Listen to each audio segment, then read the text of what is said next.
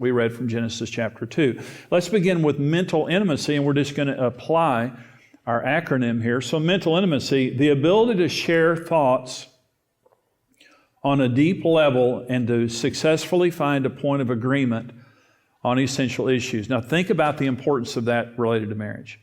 The ability to really to share any thought. Remember, intimacy means inner closeness, unhindered access. That I have access to your thoughts. There's nothing that you're keeping from me, and there's nothing toxic in our relationship that we can't share. Okay, mental intimacy. Number one, we're talking about intimacy necessitates value. I value your thoughts. Your thoughts are important to me. Well, I counseled a guy, I was doing a seminar someplace, and this guy came and talked to me, and he was just as dumb as I was when I got married. He reminded me of me. And he had the worst marriage, and he said, my wife's goofy. She's just goofy.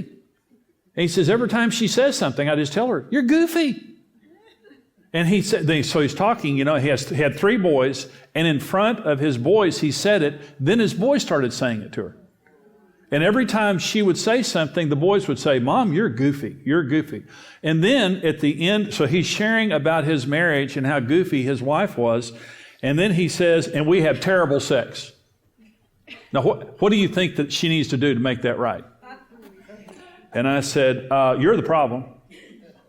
And he said, what? I said, let me just tell you something right now. I said, every time your wife shares something with you, I said, first of all, you have you and 3 boys in the house. Thank God that there's a woman in that house. And I said, you desperately need her. And what she's saying to you is not goofy, it's right, and you need to listen to it. And I said, just because it's not the way you think doesn't mean it's wrong. We are 2 halves of a whole. Man has a man brain, woman has a woman brain. Together they make a God brain. But you can't have it if you don't respect each other. When you devalue and reject the thoughts of your spouse, intimacy is out the window. And I said, I want you to go home, and I want you to get in bed with your wife tonight, and I want you to apologize to her. He said, what? And I said, you are wrong. You should never again tell her she's goofy. Every time she talks, you should say, wow, that's the smartest thing I've ever heard in my life. I don't understand it. I'm going to have to meditate on it a while, but it's awesome. And you tell your boys that you've been wrong and never to say that to your wife again. Well, so the next day at the seminar, he came, big old smile on his face. He said, well, we were up till 3 a.m. And I said, talking or having sex? He said, both. Because he got in bed and said to her, I am so sorry. I had no idea what I was saying to you was doing what it was doing. But Jimmy Evans told me that I was wrong. I want you to know that I'm sorry, and never again will I call you goofy. She bawled her eyes out. And then they were intimate. They now counsel people in marriage. They are the most awesome. I'm so proud of them because, he just took it on the chin. He just said, okay, I'm wrong. He went, he repented. They have helped so many people in their marriages. But think about your spouse is sharing something with you, your eye contact, countenance. Somebody can be sharing something with you, don't say anything wrong, it's like, and you just, or you're just not tuned in, and you know that they're not listening to you. Well, if you don't value what I'm saying, we're not going to have a successful conversation. And what it means is, because I know you don't value what I'm saying, I don't want to share anything with you. So my spouse won't share with me. What happens when they share? Okay, here's the second. Energy. I will work hard to listen and understand what you're saying. I'm going to have to because you're different than me, and because you come from a different perspective, I'm not just going to be able to hear simply and understand it because you're a different person. There are 4 money languages. Kenneth Doyle, a financial psychologist, University of Minnesota, he discovered that we have different money languages. We see money differently. You can look at a dollar and see it completely differently, but it's all legitimate.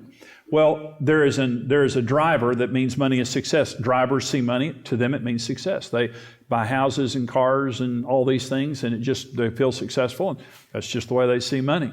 Analytics see money as security. They see a dollar bill and they think, I'm going to stack them up and that's going to make me feel better about life. Okay? They're amiables, and to amiable, money is love. It just means we have the ability to, have a good life and go eat pizza together. So money is love. There are expressives, and to an expressive, money is acceptance. I can buy the right clothes. I can join the right clubs. I can get into the right social groups because to them, money means relationships. So there's drivers, there's analytics, there's amiables, and there's expressives. Karen is an analytic, and I'm an amiable. Okay, so we couldn't talk about money when we first got married. This was a toxic issue in our relationship that we could not talk about because Karen wanted to save everything. And I wanted to spend it. It was just a tug of war in our relationship. And she called me a spendthrift, and I called her a tightwad.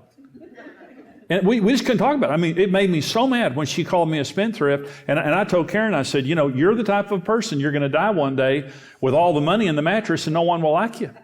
And she said, well, at least I'll have a mattress. So now here's what we know today. We make great decisions together. We make great decisions. Because when we're talking about money, I'm working to understand the way her mind thinks, and Karen conserves. That's just the way that she thinks. The way I think is, I want to conserve also. I like paying cash. I like saving money. I think that's the smart thing to do. But I also like to enjoy our lives. Okay. So here's the point. You are probably different in your money languages. You're better if you're different. Because if you're the same, you have the same weakness. See, if you're both amiables, you probably have a lot of fun, but you don't have much money. If you're analytics, you have a lot of money, you just don't have much fun. So if you're different than one another, it just means you have a balance to one another, like Karen and me. We make great financial decisions together.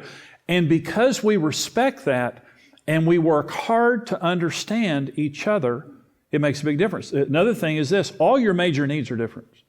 All the major needs, men need honor, sex, friendship with their wives, and domestic support.